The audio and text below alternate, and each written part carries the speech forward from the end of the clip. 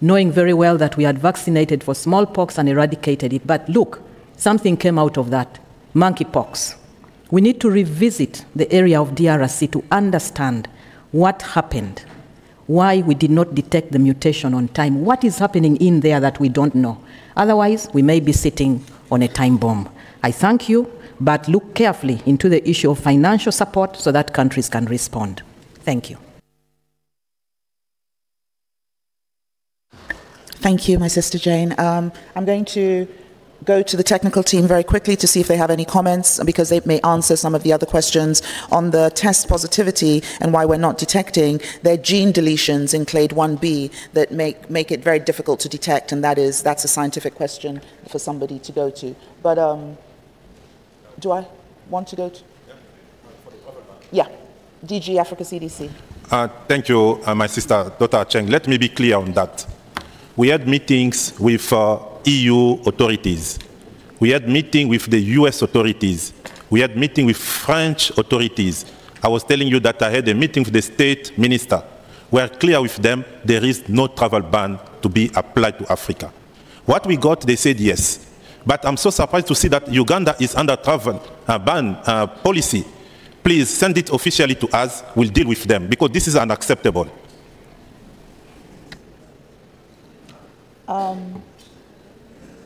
DG? I will start. So just very briefly, just thank you very much, Minister, for these very thoughtful comments and concerns raised in this room. Just to highlight the question around surveillance and reporting and testing. So we fully agree on the importance of surveillance and having accurate, validated diagnostic tests. So there's quite a bit of work that's happening at looking at not just the machines, but also looking at the test kits that are available. There's quite some work that's looking at distinguishing between clade 2, clade 1A, clade 1B, and we want to make sure that the right tests are getting to you. So that is a priority of all of ours, to ensure that of the diagnostic tests that are available, they're reaching you. Fully support your comments around if you have cases to report them. This is really critical so that we can look and do constantly risk assessments. These viruses do not respect borders, and so working together remains absolutely critical, as well as utilizing your own sequencing capacity that you worked so hard to develop and expand during COVID-19, as RD has pointed out. Looking at the viruses, looking at the mutations is something that constantly requires investment, and that's something we're committed to working with you on. And just to reiterate what Dr. Kaseya has said, that we do not recommend travel restrictions, and we fully recognize that there are some negative consequences to you reporting. We saw that during COVID, and we work very hard to ensure that that doesn't happen to the best of our ability. DG. Yeah, thank you. I will stress the travel ban as we issued a temporary recommendation. So from our side, we don't propose any travel restrictions. So as my brother said, we will reach out to those who are trespassing actually this. Then on EUL, my sister Janet, you said waiting for EUL. No, there is no waiting here, because I said it actually in my speech. The companies haven't provided the full information until last Friday. So it's very difficult to issue EUL without getting all the information from the companies and assessing the information. So all the information came last Friday. It was incomplete before then. And as I said in my speech, we will finalize the EUL in the next, within 3 weeks. It could be even less.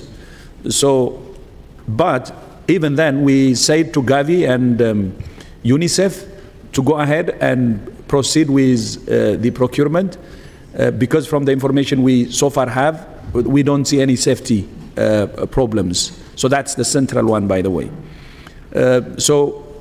We advise them to proceed with procurement, and they can proceed, and I hope they have done, because I had a meeting more than a week ago with the CEO of Gavi, and we discussed about this issue, and that's when we gave them the green light to proceed. So there is no waiting. There was an article, by the way, that was published, I think saying the same thing, but it's not true. I just would like to underline that. It's not true. Nobody is waiting for the EUL. Procurement is proceeding, and the vaccines, as soon as the procurement is completed, they will be delivered. And we're tracking that regularly. And then on, why, this emergence, especially in North Kivu? Among others, by the way, security is the problem. And I think you know that. Ebola, you remember from 2018 to 2020, it took like 2 years to stop it. And the security problem in North Kivu fuels the outbreaks. You also remember that within the 20 months of the response to the Ebola outbreak in North Kivu, I have been there myself 14 times, within the 18 months actually, 14 times. And I have seen firsthand all the difficulties in North Kivu and all the fertile ground for outbreaks. So it's not just responding to outbreaks, but if you ask me, the best medicine is finding a political solution for the problem in North Kivu that can help us to address not only the health situation, but other issues as well. By the way, because I have traveled more than 14 times in 18 months, they gave me a Nandi name, and my name is Dr. Paluku. And I know that place, North Kivu, Beni, Butembo, Katwa, very well. And I think we need to consider also the issues, the other compounding issues, especially the lack of security in the area and how many armed groups actually operate in that area. So that has to be, I think, one of the major reasons to the question that you have asked. Yeah, thank you. Yeah, quickly on 2 issues. The first one, infodemics is not just about communities. I start to see how, I have also the role to protect Tedros as African. I start to see how they start to attack Africans and exposing them. First, this article from New York Times. When I saw it, the first thing I did, I reached out to Tedros. He gave me the information that he already provided authorization to Gavi and UNICEF to procure vaccine. I called the CEO of Gavi, who confirmed this information. And I hope that New York Times must give opportunity to answer and to say this information is not right. The second one, today, I even shared with Tedros the link from RFI. I think people with access to RFI website, they will see there is a video of Tedros saying that it's the end of public health emergency of international concern, because they are creating confusion. And this article later corrected that to say this is a lie. I think for this kind of things, you will see Tedros, Kaseya, Moeti, and others, they will be attacked. But please be careful on that. The last one is about the the eastern part of DRC. Just today, we created a WhatsApp group with some ministers, Uganda, Rwanda, Burundi, DRC. They have to talk among them. But you saw me meeting the president of Angola last week, the president of DRC, talking for authorities of Rwanda, congratulating them for the ceasefire. As Dr. Tedros said, without peace, we will not move forward. I think Dr. Tedros and myself, we are going to DRC tomorrow. We'll have again opportunity to talk with leaders. I will be in Burundi, in Rwanda. In a few days, we'll continue to advocate for peace. Without peace, we'll not vaccinate people. Thank you, Dr. Kaseya. I have now a question. The Benin, Republic of Benin, the floor is yours. Merci. Thank you. Regional Director, Director General of Africa, REC, I would like to, CDC, I would like to congratulate you for this great cooperation and coordination efforts among countries and partners and our various organizations and the actions that have been started. We must be vigilant in our countries with regard to the number of cases and also with regard to in the environment in which we live. I would like to insist that yesterday we had a meeting of the crisis management team, and I would like to call upon my colleagues, including the finance ministry, to clearly have a look at what is being done, because finance and financing is of the utmost importance. And we also have to have a community approach. We need to detect cases rapidly. We need to have a robust system. I think Benin, with its new policies, is much better in condition to address the situation. And with regard to diagnostic system, we already during COVID activated many of our mechanisms and systems and everywhere in the country to be ready and to activate these centers, to have mechanisms in place, laboratories in place with a strong capacity and sufficient human resources. We have a challenge today when we look at the vaccination question. And I listened to the presentation of our friend from the RDC. He really clearly showed the situation. And of course, it gave me great concern to think about what is ahead of us, because we need a strong capacity of production, of manufacturing of vaccines at country level. And we have to look at our complete environment at country level, but beyond country level. It gives me a certain the shivers to think that we need to be really strong and act together to find a solution based on concerted action and action that is based on our experience and lessons learned from COVID-19. We need to address this new health crisis that has already started, and we need to address it most rapidly. Thank you. I wanted to thank again the member states that intervened and share information with us, and also those on the high table with the response that were already given. Just wanted to add a very humble and modest contribution. First, we talk a lot about the vaccine and vaccination because it is very important and it is a powerful tool to stop outbreak. Here, we all know that the quantity of vaccine is not sufficient, and likely it will not be sufficient for the next upcoming month and even maybe years. And I do believe that we should be thinking about strategy to deal with that fact. It is a fact. It is something that we can't change. And the strategy that we suggest to all member states to think about today and also to work with our country office is first, the vaccine should be very targeted. It should target the contact. It should target community that are clearly defined to be at risk, but also to have infection in their community. Because it's not only because they are at risk that we're going to vaccinate them. For example, if we take the children under 17, in many countries, it's over 30% of the population. We can't vaccine them with the quantity of vaccine we have. We can't vaccine them with the kind of vaccine that's going to be manufactured for the upcoming years. The second aspect I wanted us to take into consideration is that we can discuss vaccine, but we should not forget the other public health measures that can control outbreaks. We have many other public health measures that had control outbreak before vaccine exists, and that still can control outbreak without the vaccine. I'm talking about surveillance. I just said during our previous presentation that the integrated disease surveillance and response in Africa had improved in an incredible way for the last couple of years. From 21%, it is at 80%. We can build on that, use that integrated disease surveillance. The polio surveillance, many countries that are at risk at MPOX have also polio surveillance. Hundreds of people, medical doctors, are doing surveillance there at the community. 100,000 of people, of vaccinated of polio, are being trained. They should be used for the surveillance, for the community surveillance. Case management. When you detect early, thanks to the surveillance cases, and you treat them very early, you're going to reduce the transmissibility.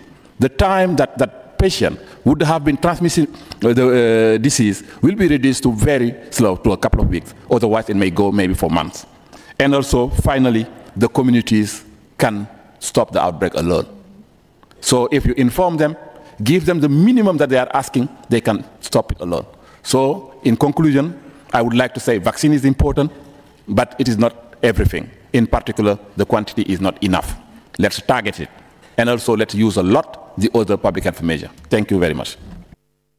Thank you very much for that very valuable intervention. Indeed, as my sister, the Honourable Minister from Uganda, Jane, spoke, it reminded me of the fact that HIV/AIDS, we have dealt with, many of your countries have dealt with HIV/AIDS, and yet we don't have a vaccine, but we have done it with the basic public health tools. We have done it with diagnostics, with testing, with therapeutics, and with Public Health 101.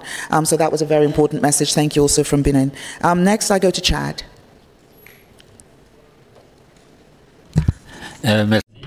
Thank you, Madam Chair, Madam Moderator. I would like to make a few comments with regard to the situation of smallpox in our country. I would like to thank WHO that we have been informed about the situation of smallpox vaccines and also MPOX, and we have learned about the development and evolution of this disease, and we need a response that is effective, and we focus on vigilance and we do surveillance. 58 cases had been reported. They tested negative, and this was thanks to our surveillance system and our laboratories in Janina and also our epidemiologists. And we have also, of course, closely worked together with Kinshasa. We have looked at the possible risks of spread. There has been very effective communication on behalf of the Ministry of Health. People have been warned, have been asked to be vigilant. We have the determination to strengthen our support to protect our population.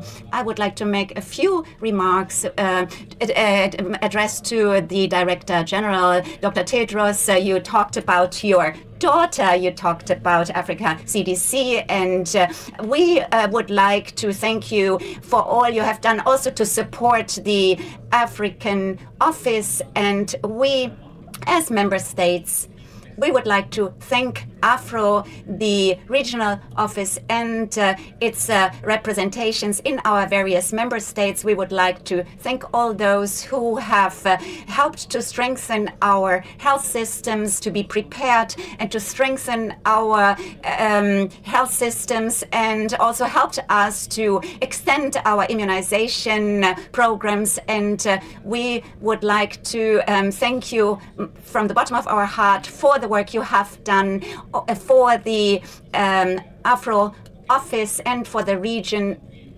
All partners are certainly welcome, but nobody can do that alone, and in particular on country level. We need the support of WHO, of the AFRO office, and we would like to thank you because this has helped us immensely. And of course, our ministries of health are those who that are at country level, those that will make the important decisions for our countries. You already mentioned how important funding is, and I can only stress that. And Dr. Tedros, the regional offices of WHO, the 6 WHO offices do an excellent work, and I would in particular commend our office for Africa, for the African region. And you have also had a broad and vast experience even before you became Director General, and you were talking about the birth of your daughter here in Africa, and it was certainly something we have greatly welcomed. To Senegal, and I'm going to take, yes, I have I think they're sending me cards, but I have Sierra Leone coming up next, and then we'll take a couple of comments and do the questions in batches. If I could please request ministers to, direct questions specifically to our experts and to DG and RD and Africa CDC, that would be great. Thank you very much. Sierra Leone. Thank you, Madam Chair. I want to start by really thanking the DG and all of the speakers today. I was really impressed by the continent-wide preparedness and readiness that was shared. But I also just want to reiterate that continent-wide preparation is only as good as local preparation. A case in point for us is last Friday, we saw a case that was clinically, just all aspects of it looked like MPOX. The test results came back negative from multiple labs. We're concerned that perhaps the primer was too targeted for what we're seeing. And so for us, the issue now is we send those samples to other labs in and out of the continent for confirmation or for investigation. How long do we have to wait for results to come in to get us better educated? I think, as you said, you want to localize some of these capabilities and capacities. I think in Sierra Leone, we're yearning for the ability to have labs that are capable of helping us with local diagnosis. Again, we don't want to squander this opportunity of having seen what others are doing and wait till this turns on its head in our country. So I would ask that as we move forward, we truly mean what we say. We're praying hard for the vaccines and the chemical countermeasures, but we know that prayer is not a strategy. That's right. And we will do, in the interim, epidemiologic control. Based on either confirmed diagnosis or very strong suspicion, we ensure that we could isolate, we could do contact tracing, we were able to contain it locally as we wait for solutions. But none of this is going to be helpful if we don't have the lab capabilities and capacities. I'll ask for that to be a priority for this organization. Thank you. Thank you very much, Minister. I'm going to take a question now. I'm going to give you an order for the next batch of questions because we really are running out of time. I have Zambia next, Rwanda following, Ethiopia, Central African Republic, and Senegal. I go to Zambia. Yeah, so mine, or for Zambia, it's largely comments. And basically, we thank everybody for the urgency they attach to this MPOX. This is demonstrated through the declaration of the emergency by both the World Health Organization and the CDC, the development of the costed 6-month plan, the response framework of one plan, one budget, and one monitoring plan, and what I call the whole of Africa approach. I'm slightly worried